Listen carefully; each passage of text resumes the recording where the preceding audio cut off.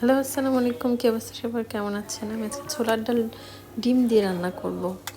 তো ছোলার ডাল কিন্তু সকালে পরোটার সাথে আমার অনেক মজা লাগে। ভাতের থেকে, পোলাও থেকে বেশি মজা লাগে পরোটা দিয়ে। আপনাদের কোনটা বেশ ভালো লাগে, পরোটা নাকি পোলাও দিয়ে ছোলার ডাল খেতে মজা লাগে? কমেন্টস করে জানাবেন। তো আমি পেঁয়াজটা লাল লাল করে নিয়েছি আর ছোলার ডালটা প্রেশার কুকারে সিদ্ধ করে নিয়েছি। সব রকম মশলা দিয়ে দিয়েছি। এখন একটু কষিয়ে নেব। ভালো মতন কষিয়ে নিয়ে আমি দুটো ডিম নিয়েছি। দুটো ডিমে পিস করে এভাবে কেটে নিয়েছি। এখন ভালোভাবে নাড়াচাড়া করে নেব। এখন একটু কষিয়ে নিয়ে এখন ছোলার ডালটা সেদ্ধটা আমি দিয়ে দেব। আসলে সিদ্ধ করার সময় ছোলার ডালে অল্প কিছু কাঁচামরিচ দিয়েছি, রসুন দিয়েছিলাম।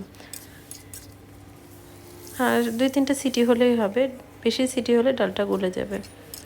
আমি সামান্য একটু পানি দিয়ে দিয়েছি।